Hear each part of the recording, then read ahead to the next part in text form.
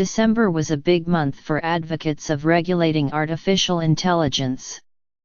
First, a bipartisan group of senators and representatives introduced the Future of AI Act, the first federal bill solely focused on AI. It would create an advisory committee to make recommendations about AI on topics including the technology's effect on the American workforce and strategies to protect the privacy rights of those it impacts. Then the New York City Council approved a first-of-its-kind bill that once signed into law will create a task force to examine its own use of automated decision systems, with the ultimate goal of making its use of algorithms fairer and more transparent. Perhaps not coincidentally, these efforts also overlap with increasing calls to regulate artificial intelligence, along with claims by the likes of Elon Musk and Stephen Hawking that it poses a threat to humanity's literal survival. But this push for broad legislation to regulate AI is premature. To begin with, even experts can't agree on what, exactly, constitutes artificial intelligence.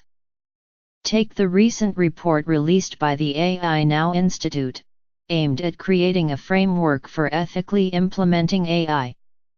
While itself focused on AI, the report also acknowledges that no commonly accepted definition of AI exists, which it describes loosely as a broad assemblage of technologies that have traditionally relied on human capacities. Artificial intelligence is all too frequently used as a shorthand for software that simply does what humans used to do. But replacing human activity is precisely what new technologies accomplish. Spears replaced clubs, wheels replaced feet, the printing press replaced scribes, and so on.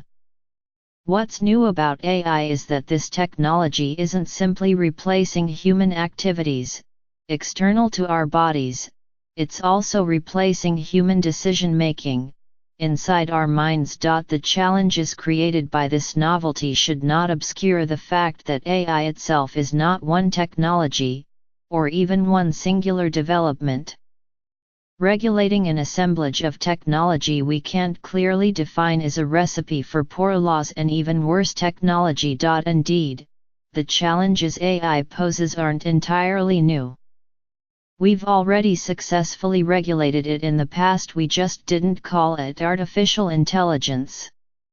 In the 1960s and 1970s, for example, the financial industry began to rely on complex statistical modeling and huge computerized databases to make credit decisions, automating what had been a more manual process of approving or denying credit to borrowers. Those ethical and legal challenges associated with these models so captivated the public's attention that in the summer of 1970, Newsweek ran a cover story titled "Is Privacy Dead?", detailing the massive flanking attack of computers on modern society. Growing awareness of that threat led to broad appeals that echo modern proposals to regulate AI. Eventually we have to set up an agency to regulate the computers, Senator Sam Ervin of North Carolina said in 1970. But instead of regulating all computers, the government sought a targeted approach tailored to specific problems, passing regulations like the Equal Credit Opportunity Act in 1974. That act was meant to reduce credit discrimination against minority groups and to increase consumers' ability to understand what the models were doing if consumers didn't like their credit score. Thanks to the act, they could at least know how it could be improved. That law and others offer valuable lessons today, illustrating the importance of focusing on specific issues, in this case, transparency in credit decisions and tailoring their solutions accordingly. Any regulation aimed at the range of systems we call AI should seek to be just as specific. With the thorny exception of cybersecurity, the way the United States regulatory system has approached information technology is arguably the most successful model for regulating technology in existence, fostering innovation while ensuring that the technology we use doesn't break or seriously jeopardize our safety. The backbone of this approach comprises regulations tailored to the explicit problems created by any given technology. Within the United States' vast framework of laws and regulatory agencies already lie answers to some of the most vexing challenges created by AI.